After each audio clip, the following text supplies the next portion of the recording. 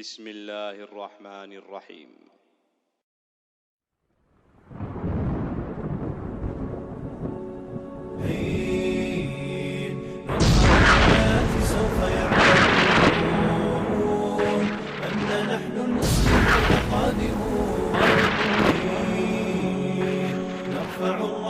سوف يعلمون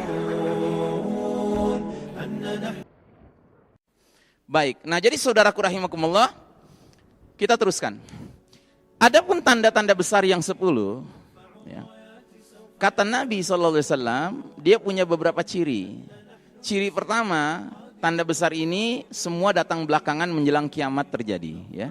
Ciri kedua, semua tanda besar ini laksana manzumat. Manzumat itu artinya biji-biji marjan, biji tasbih yang diikat dengan benang. Ya.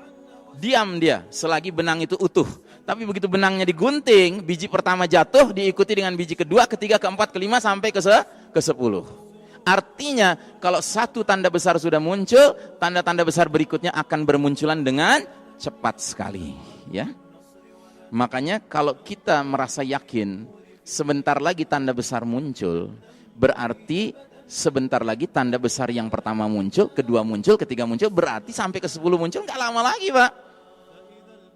Makanya kalau ada orang bilang, Ustadz, itu gimana sih tentang hadis yang mengatakan umur umat Islam 1500 tahun? Ya. Pernah nggak dengar pertanyaan itu atau kalimat itu? Ya kan? Jawabannya, iya memang ada, tetapi hadisnya doif. Ya. Hadisnya doif, artinya apa? Tidak boleh kita jadikan sebuah keyakinan mutlak, karena hadisnya doif. Tapi ingat, sebuah hadis doif, jika menyangkut masa depan, lalu ternyata terbukti benar, ya, maka kedoifan hadis itu hilang. Karena doifnya dikaitkan dengan mata rantai pembawa beritanya, sedangkan isi hadisnya, teks hadisnya belum tentu salah. Sekarang kalau misalnya benar 1500 tahun umur umat Islam total, ya, kita sekarang sudah di tahun berapa Hijriah? 1439. 1439 Hijriah itu bukan umur umat Islam. Itu adalah umur umat Islam semenjak peristiwa hijrah. Sementara umur satu umat dihitungnya sejak kapan? Sejak Nabi umat itu diutus. Nah, Nabi Muhammad SAW diutus berapa tahun sebelum hijrah? 13 tahun sebelum hijrah. Berarti umur umat Islam sekarang 1439 tambah 13 tahun. Yang berarti berapa? Nah, 1452 tahun, ya, umur kita nih umat Islam ini sudah 1452 tahun. Jika ternyata hadis doif itu benar, 1500 tahun adalah batas akhir umur umat Islam, yang berarti di saat itulah nanti angin lembut berhembus mencabut ruh orang-orang beriman. Berarti tinggal berapa tahun lagi? 48 tahun lagi, ya. Berarti masih lama sekali, ya. Masih lama sekali, ya enggak? Setuju enggak? Masih lama sekali? Enggak ya, enggak setuju ya. Memang enggak setuju. Memang udah deket gitu.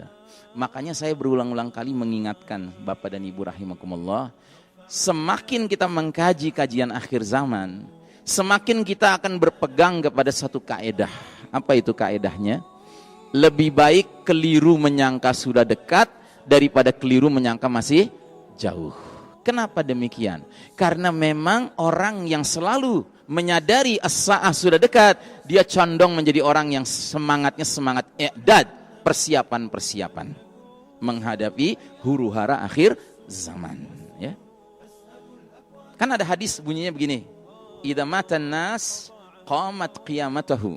Bila seseorang meninggal dunia, sudah tegaklah kiamatnya dia, ya. Jadi kiamat ada dua. Ada kiamat diri kita masing-masing, yaitu kematian kita masing-masing, dan ada kiamatnya dunia fana ini. Nabi Muhammad SAW menyuruh kita orang beriman ini rajin-rajin mengingat kematian diri kita masing-masing, ya enggak? Ya kan? Sampai Nabi mengatakan itu ciri orang yang jenius. Al-kayyisu man dana nafsahu wa amila lima ba'dal maut. Orang yang cerdas adalah orang yang sering-sering menghisap perbuatan-perbuatannya, dievaluasi perbuatan-perbuatannya, dan dia banyak melakukan amal untuk kehidupan setelah kematiannya. bukan untuk kehidupan selagi di dunianya, tidak, tapi untuk setelah kematiannya. Atau dalam hadis yang lain Nabi pernah mengatakan, aktsiru dzikra hazimil ladzati ya'nil maut. Sering-seringlah kalian, perbanyaklah kalian mengingat-ingat saat diputusnya hubungan kalian dengan kelezatan dunia ini, yaitu kematian. Ya. Jadi kalau kematian pribadi-pribadi saja harus sering-sering kita ingat, apalagi kematian dunia fana ini, Pak. Yang padahal makin hari makin dekat jadwal datangnya as-sa'ah itu. Gitu.